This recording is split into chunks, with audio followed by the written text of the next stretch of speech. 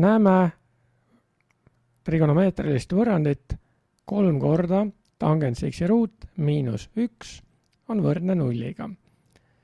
Õpilane on proovinud seda lahendada ja jõudnud poolenisti õige tulemuseni.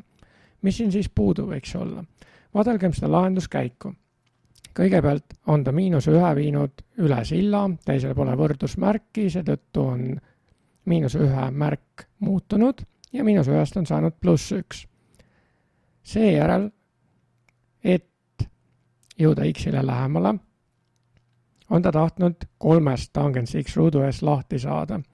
Ja selleks on kõige sobilikum meetod olnud loomulikult 3-ga mõlema võrrandi poole läbi jagamine. Selle tulemusel jäi vasakule tangens x ruut üksi ja paremale tekkis 1/3. Ja seejärel, nagu näeme siin selle posti kõrval, on õpilane võtnud ruutjuure mõlemast poolest ehk siis astendanud poolega mõlemat võrrandi poolt. Seda saame loomulikult teha, aga tuleb olla tähelepanelik. Nimelt, kui näiteks meil on 4 ja võtame 4 ruutjuure, näiteks 4 ja ruutjuur 4, siis kas see on nüüd 2 või on see hoopis -2? Me ei tea ju, kas algväärtus oli positiivne või negatiivne, sest nii -2 ruudus on sama mis 4, kui ka 2 ruudus on sama mis 4. Ja selle on õpilane jätnud siin tegemata. Ta on võtnud lihtsalt ruutjuure 1/3. Ma kustutan nüüd siit kõrvalt selle lisandi ära, et saaks edasi toimetada selle konkreetse ülesande kallal.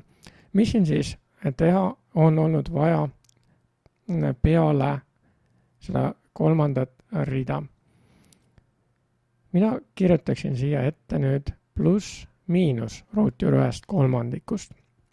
Ja kui me tahame siin veel täpsemad olla, siis me ei jätaks nimetajasse, murunimetajasse juurikat. Seega mina kirjutaksin selle asja ümber selliseks, et x-i tangens on pluss-miinus ja kuidas me nüüd saaksime selle ruutjuur 1/3 ümber kirjutada niimoodi, et nimetajas ei oleks midagi, mida peaks juurima veel. Tegemist on ruutjuur 1 jagatud ruutjuur 3 murruga. Ruutjuur 1 on 1 jagatud ruutjuur 3-ga ehk ruutjuur 3 jagatud 3-ga. Ja trigonomeetriliste funktsioonide väärtused põhiliste nurkade puhul peaksid olema peas. See nurk, mille tangens on ruutjuur 3-ga, on 30 kraadi ehk pi/6. Siit me näemegi, et pool vastust on õige, 30 kraadi pluss n korda 180 kraadi, aga siit on eest puudu pluss-miinus, sellepärast et õige väärtus võiks olla ka miinus ruutjuur 3-ga. Ja tangensi puhul tuleb nüüd vaadelda, kus on tangens positiivne, kus negatiivne. Tangens on esimeses ja 3. veerandis positiivne ja teises 4. negatiivne. Kui meil on mingi negatiivne nurk, siis näeme, et tangensi märk sellest muutub.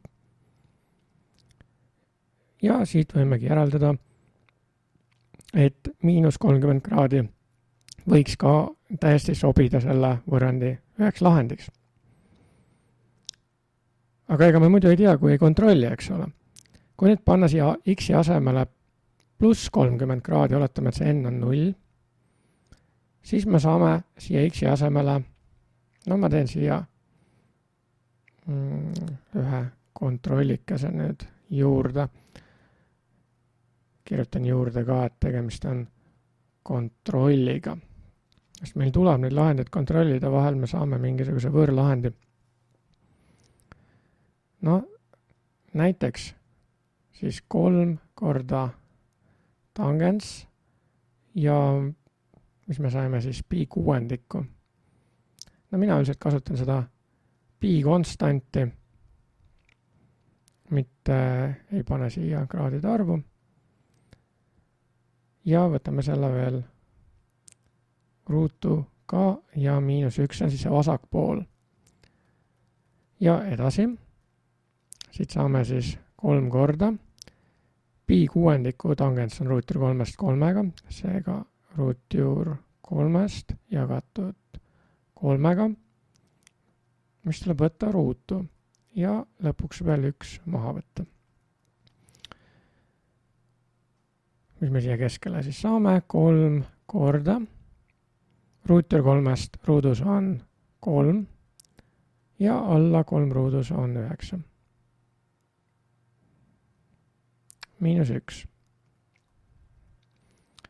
Siit võime 3 ja 9 maha taandada ja edasi saame 3 ja 3 ka maha taandada ja 1 - 1 on 0.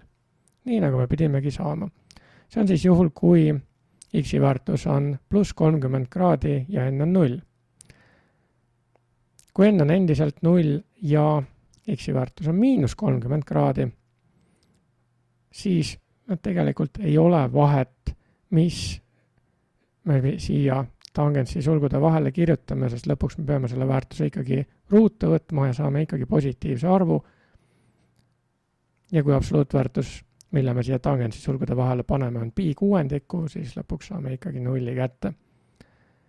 No me võiksime siin veel edasi kontrollida, kas toimib 1-ga, -1-ga ja nii edasi. Aga ma arvan, et seda läheks juba praegu liiga paljuks. No samas, miks ka mitte teha? Siin esimese puhul oli meil siis, et n võrdub 0.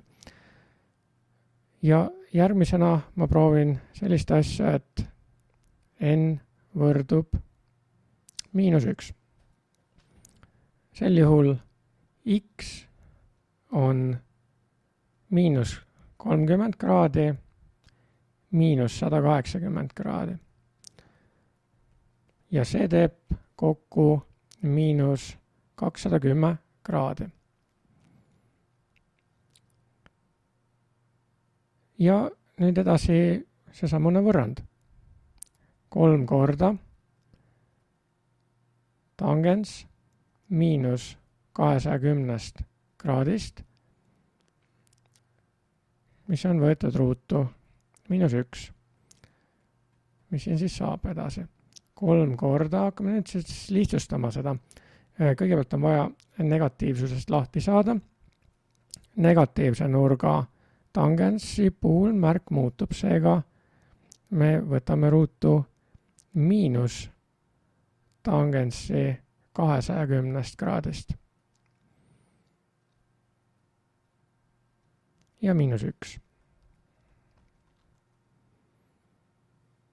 Nüüd on vaja lahti saada sellest suurest nurgast ja teha sellest 210 kraadisest nurgast esimese veerandi nurk. Selleks me vaatleme seda nurka, mis tekib nurga lõpphaara ja X-telje vahele. Antud juhul on see 30 kraadi, sest 210 miinus 180 kraadi on 30 kraadi. Ja kuna tangens on kolmandas veerandis positiivne, siis märk ei muutu. Seega, mis meil siin jääb? 3 korda miinus tangens 30 kraadi ruudus -1. Ja kui me nüüd võrdleme seda avaldist, mis meil praegu siin on, selle oranži avaldisega või kuldse avaldisega, mis enne oli, siis me näeme, et ainus erinevus on see miinusmärk siin ees. Aga sellest miinusmärgist saame väga hõlpsasti lahti, sest me nagunii võtame väärtuse ruutu. Seega me saame sama tulemuse, milleks on 0. Võime siin proovida ka veel, kui n võrdub 1. Noh, kui n võrdub 1, siis x võrdub, oletame nüüd, võtame selle pluss 30 kraadi jällegi, ja n korda 180 kraadi oleks siis ikkagi 180 kraadi, kokku saame 210 kraadi. Aga meil ei ole mõtet siit edasi vaadelda seda ühe puhul, sellepärast et me näeme, et siia tangentsi sulgude vahele tekiks siis jälle 30 kraadi, kui me selle esimese veerandi nurgaks teisendaksime, ja tulemus on 0. Ehk siis x oleks siis pluss 210 kraadi, eks ole. Ja saaksime ka, et tulemus oleks 0. Ja siit edasi võime ka kontrollida 2, 3 ja nii edasi, aga see oleks tõesti praegu veidi overkill. Nii et me võime leppida praegu, et lahend on pluss miinus 30 kraadi pluss n korda 180 kraadi.